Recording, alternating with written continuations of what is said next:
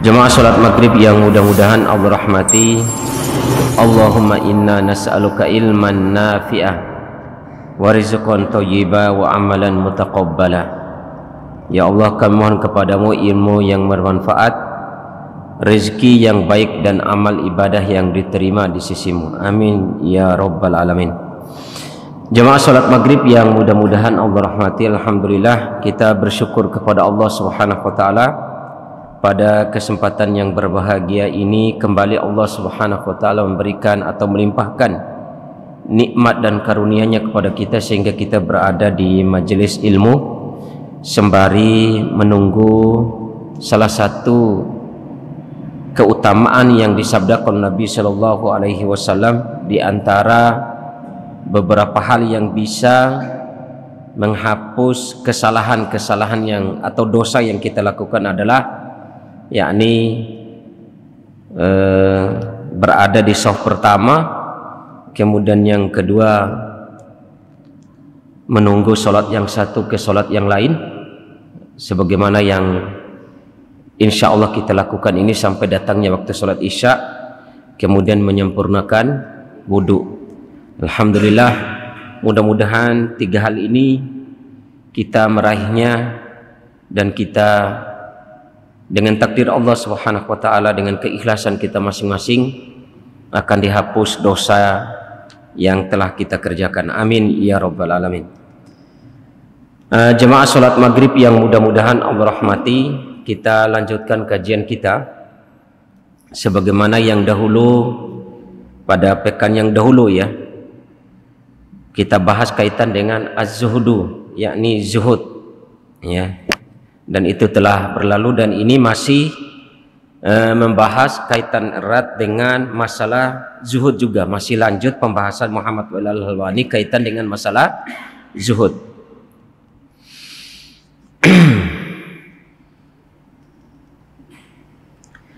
Di sini Muhammad Walid Al-Halwani bertanya, walima la tazhad, kenapa kalian tidak bisa berzuhud di dunia? Apa yang membuat kita ini tidak zuhud di dunia ini? Kemarin telah kita sampaikan permasalahan zuhud ini jangan disalah maknai menurut pendapat yang disampaikan oleh Muhammad Walid Al-Halwani di sini adalah maknanya zuhud itu bukan berarti seorang aktivis atau kita orang-orang Islam ini menjauhi dunia. Kumpul dunia itu sebanyak-banyaknya di tangan tapi tidak sampai di hati. Kalau dunia ini sudah sampai atau masuk ke dalam hati, berat untuk dikeluarkan, berat untuk diinfakkan, berat untuk ditinggalkan, berat untuk dikorbankan. Tapi kalau hanya sampai di tangan, sebanyak apapun dunia yang kita raih, sebanyak apapun dunia yang kita kumpulkan, maka dengan ringan untuk dikorbankan. Tidak bersedih ketika dunia itu hilang. Ini masuk kaitan dengan zuhud di awal-awal pembahasan masalah zuhud. Kemudian lanjut pembahasannya, walima la tazhad, kenapa kalian ini tidak bisa zuhud di dunia ini? Kenapa kalian tidak bisa zuhud di dunia ini? Kemudian dijawab oleh Muhammad Walid Al-Halwani, wahia fi haqiqatiha daru fitnatin wabtilain. Padahal dunia ini sebenarnya adalah dar, tempatnya bencana dan tempatnya ujian. Maknanya di sini jemaah sekalian yang mudah-mudahan Allah rahmati, kenapa kita ini, pertanyaan Muhammad Walid Al-Halwani, tidak bisa zuhud dari dunia, padahal dunia ini tempatnya kumpulan berbagai macam bencana dan cobaan. Apakah orang ketika diuji oleh Allah subhanahu wa ta'ala dengan jabatan yang tinggi tidak diuji oleh Allah dengan bencana atau tidak? Atau ketika Allah subhanahu wa ta'ala menguji seseorang dengan limpahnya harta dan yang lainnya, apakah dia tidak diuji atau tidak mendapatkan bencana? Atau apa saja yang dimiliki oleh orang kaitan dengan dunia ini? Pasti dunia ini ketika kita hidup di dunia pasti negeri ini diliputi dengan berbagai macam bencana dan ujian. Ya. Jangankan orang yang dilimpahkan dunia, para aktivis, para dai dan yang lainnya, para ustadz, para syekh, para ulama, lebih-lebih para nabi, lebih besar bencananya, lebih besar cobaannya dibandingkan dengan kita umatnya. Maknanya Muhammad wa ila al-hawani di sini mengingatkan, kenapa sih kalian ini tidak bisa zuhud terhadap dunia? Kenapa sih kalian ini dengan dunia kok kalian lupa terhadap akhirat? Padahal ketahuilah dunia ini dimanapun kita berpijak, dimanapun kita bertempat tinggal, di situ namanya dunia pasti pusatnya bencana, pusatnya ujian. Nah, ini jemaah sekalian, nasihat yang luar biasa dari Muhammad Wa'il al-Halwani. Kemudian Allah Subhanahu wa taala berfirman, apa yang disampaikan oleh Muhammad Wa'il al-Halwani mengingatkan kepada kita bahwa dunia ini tempatnya bencana dan ujian, sebagaimana yang Allah Subhanahu wa taala firmankan, laqad khalaqnal insana fi kabad. Sungguh kami telah menciptakan kalian ini wahai manusia fi kabad, dalam keadaan bersusah payah, dalam keadaan susah, dalam keadaan yang sungguh capek begitu. Maknanya jemaah sekalian, Al-Imam Ibnu Katsir menjelaskan, tidak ada di dunia ini kita mau meraih jabatan yang tinggi pasti dengan susah payah.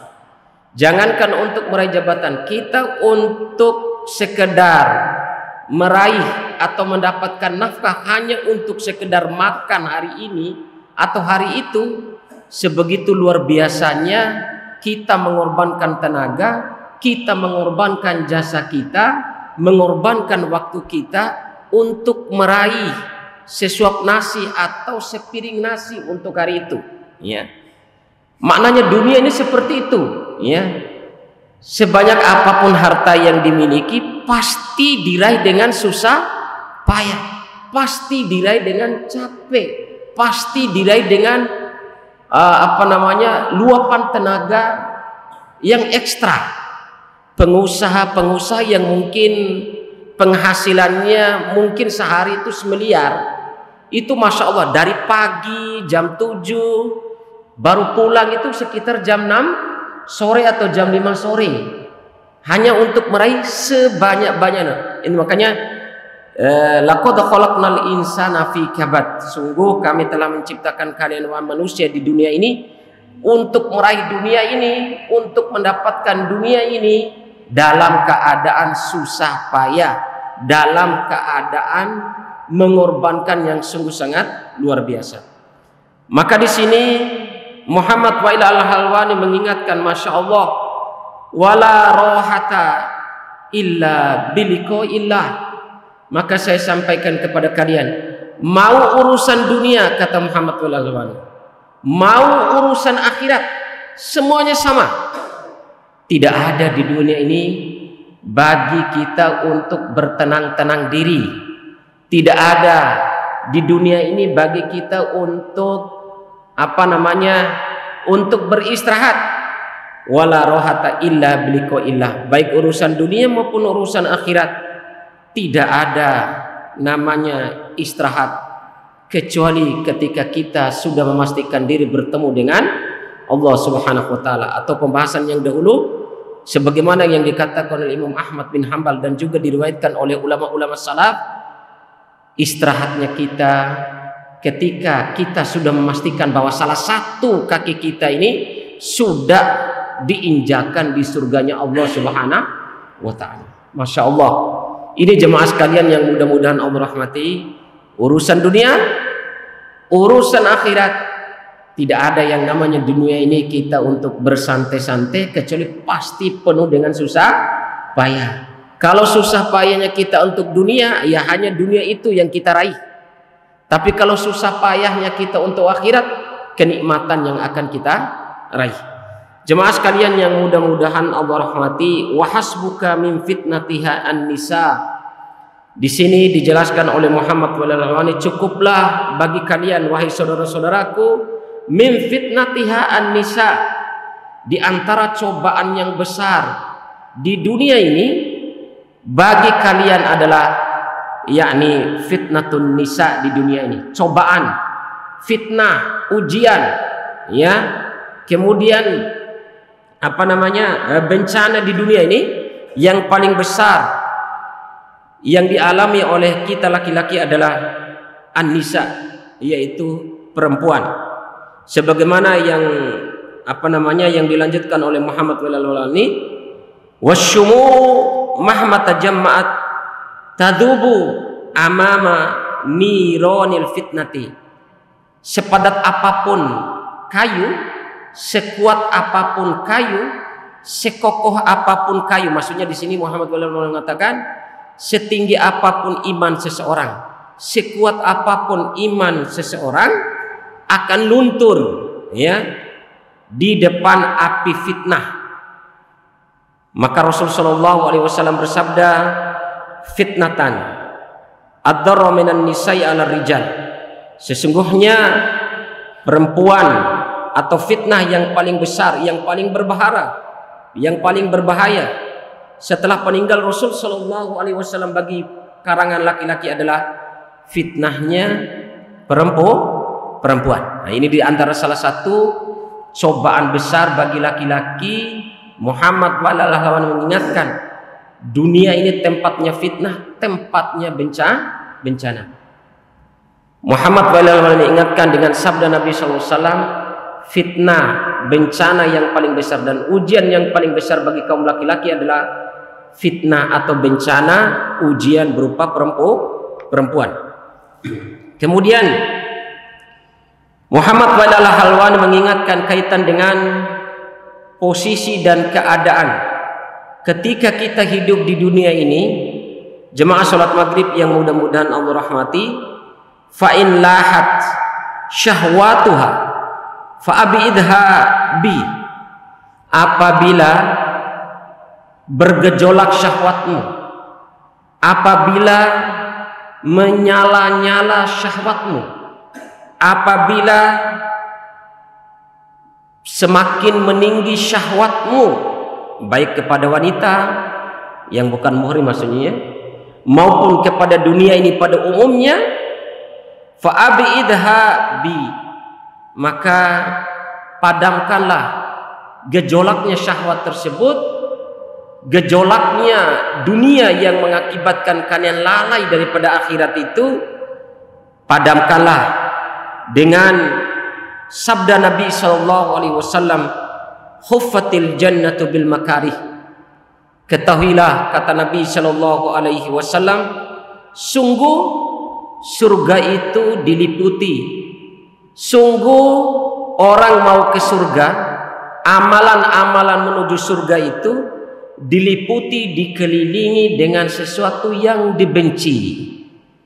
Salat itu berat, salat sunnah berat, datang ke masjid di awal waktu itu berat, salat tahajud berat, salat duha berat.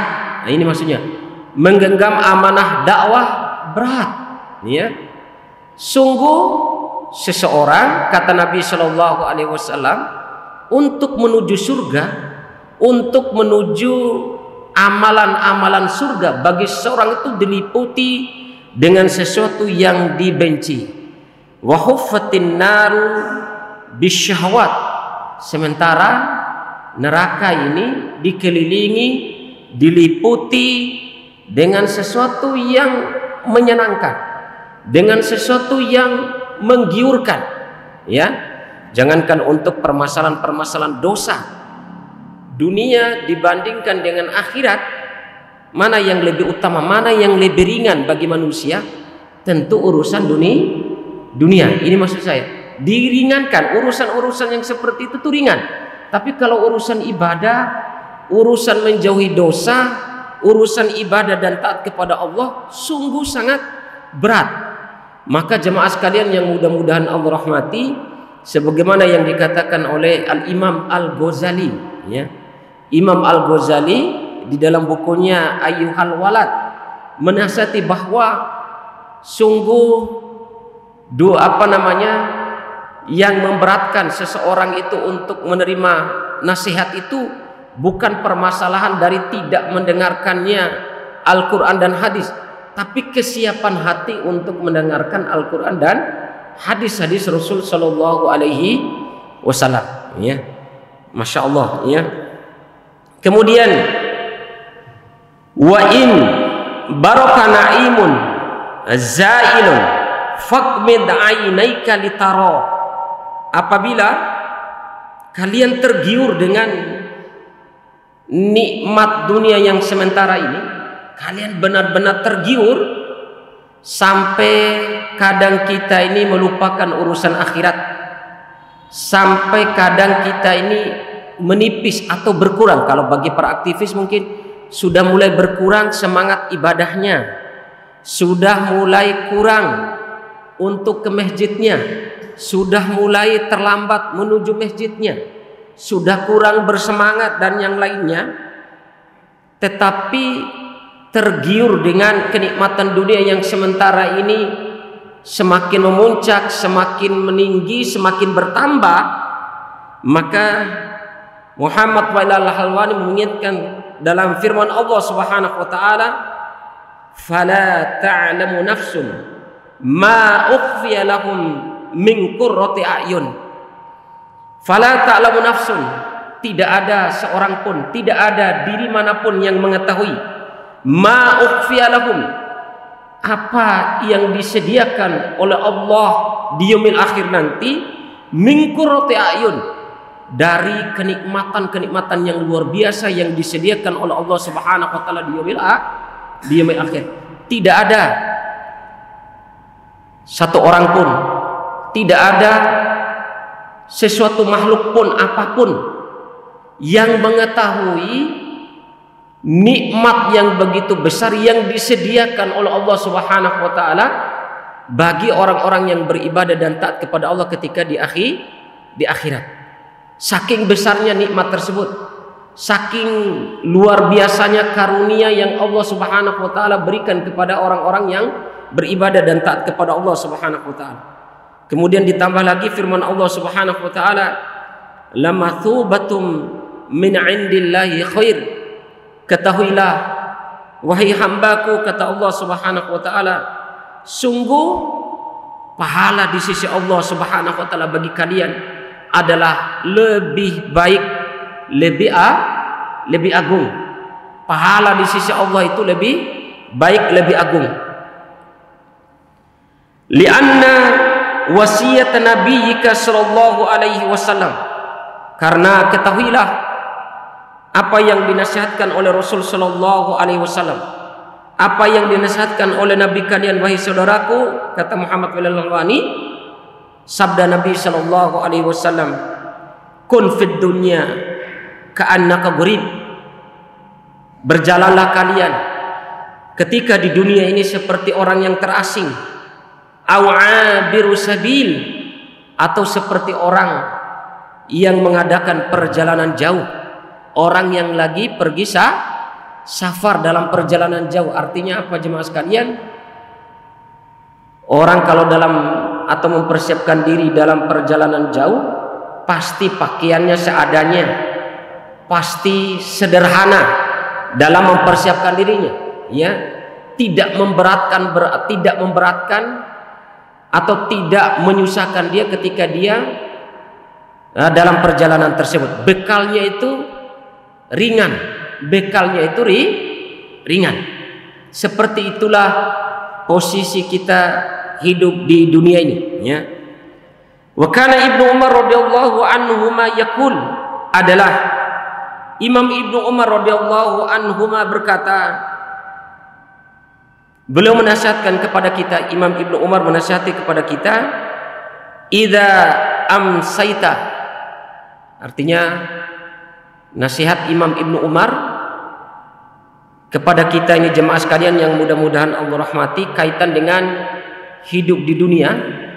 Idza amsaita fala tantadir sabah, apabila kalian sudah berada di waktu sore, fala tantadir as-sabah, janganlah kalian menunggu datangnya waktu subuh.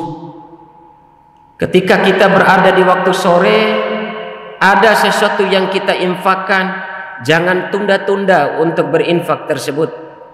Ketika datangnya waktu sore, waktu terbaik untuk zikir sore, maka janganlah tunda daripada berzikir ketika di waktu sore. Apapun kebaikan ketika tiba kita di waktu sore, jangan menunda-nundanya sampai datangnya waktu subuh untuk melakukan kebaikan. Bahkan Imam Ibnu Hajar Al-Asqalani, jangankan urusan akhirat, ketika kita ini sudah berada di suatu waktu misalnya sore, urusan dunia pun jangan sampai kita menundanya.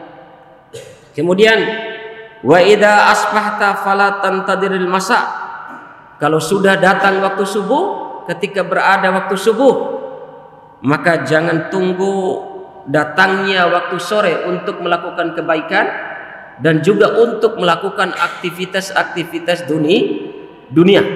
Jangan tunggu waktu sore.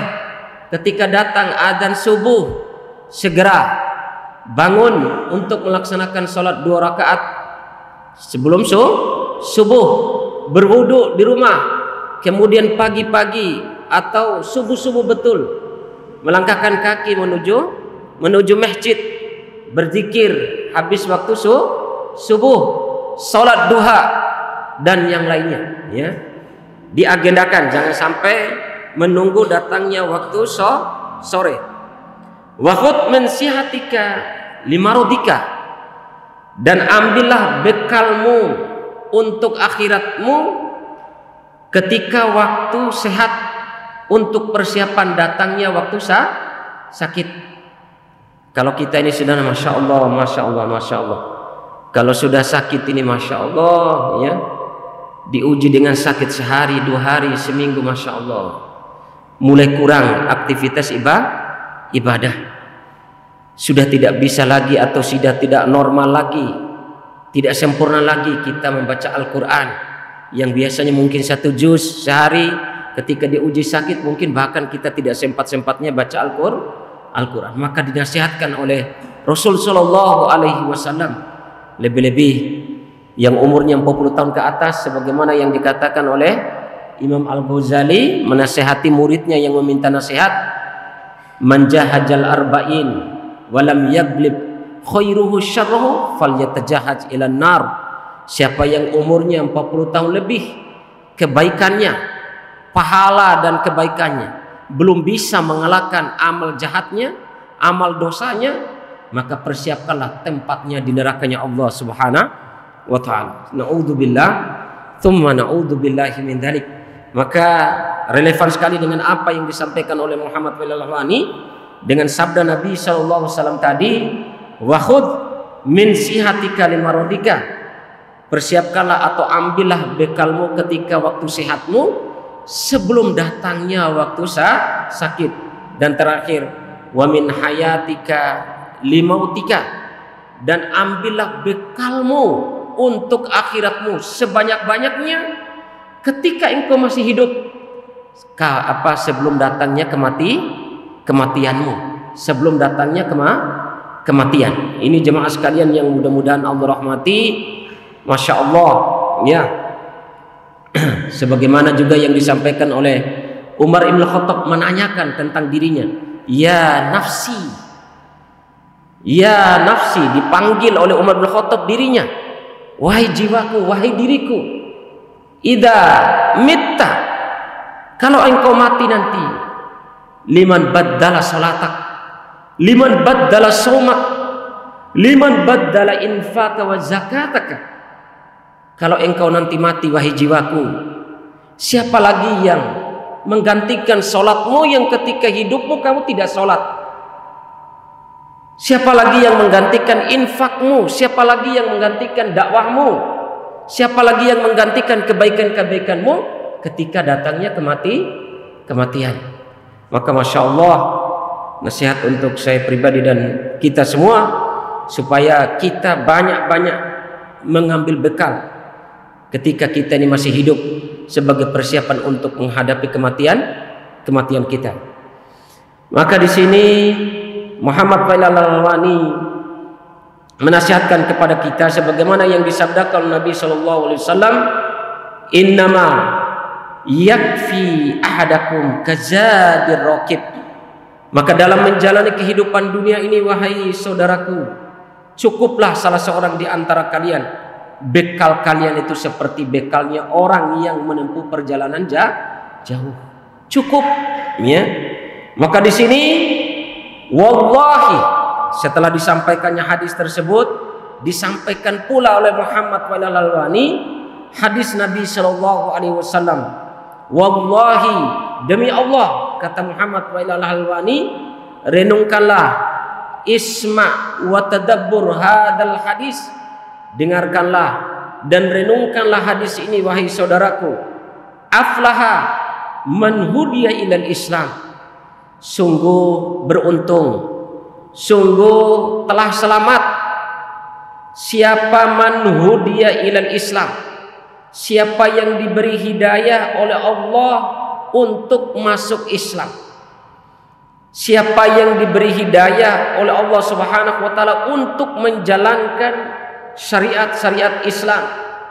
Wa kana 'aishuhu kafafan, sementara hidupnya cukupan.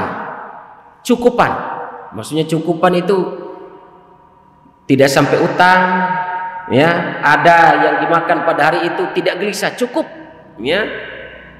Wa kana 'aishu kafafan, sungguh beruntung siapa yang diberi hidayah Islam kemudian bisa menjalankan syariat Islam dan kehidupannya kecukupan, kafafan, cukup.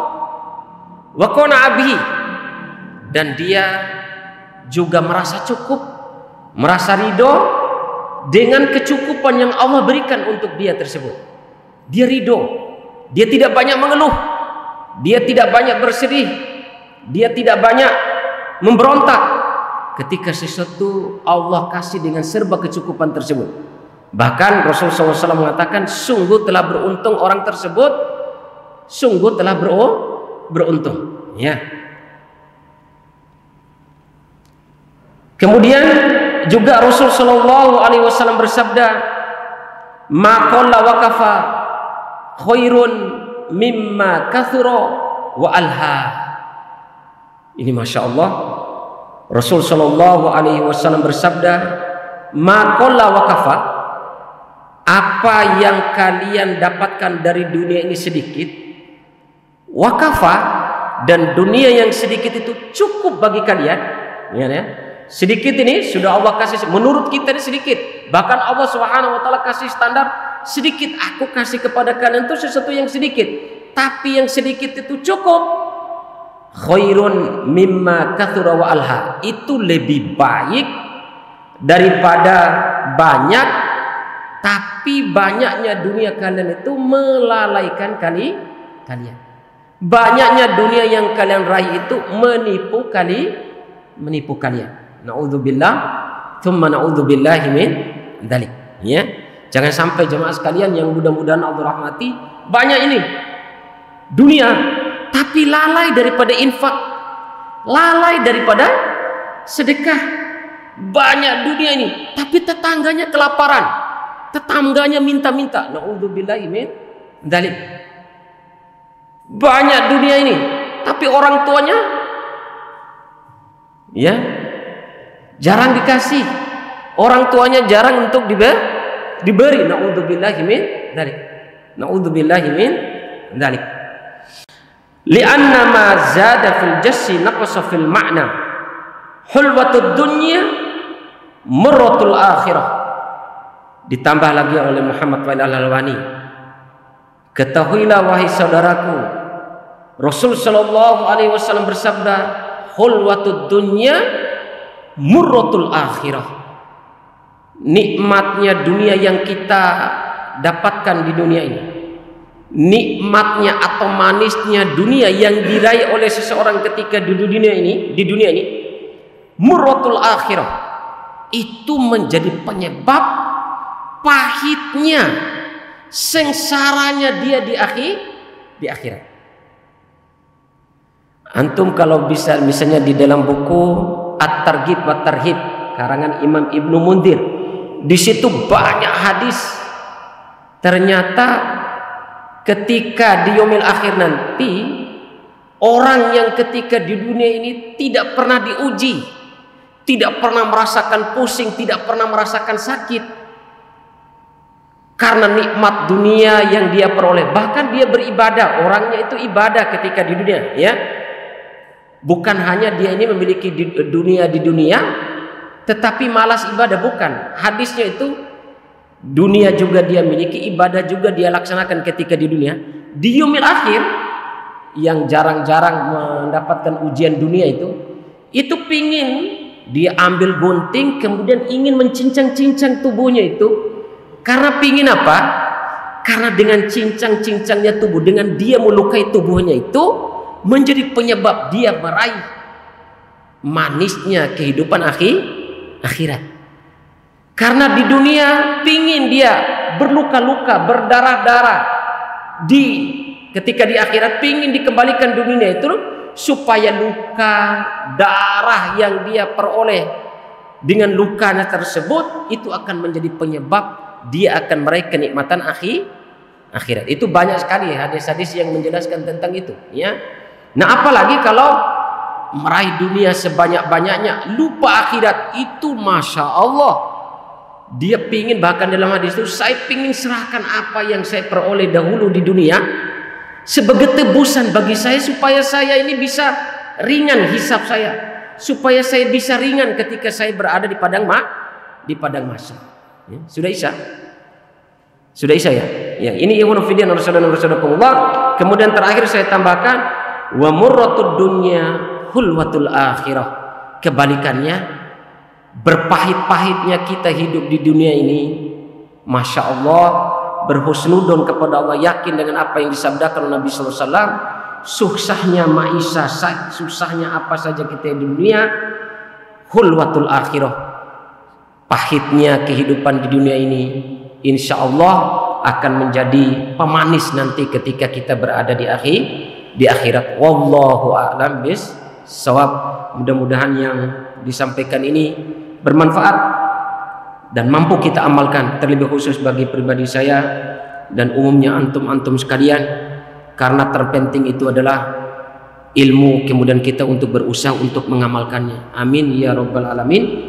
Subhanaka Allahumma wa bihamdika asyhadu an la ilaha illa anta astaghfiruka wa atubu ilaik. Subhana rabbika rabbil izzati amma yasifun wa salamun alal mursalin walhamdulillahi rabbil alamin. Wassalamu alaikum warahmatullahi wabarakatuh.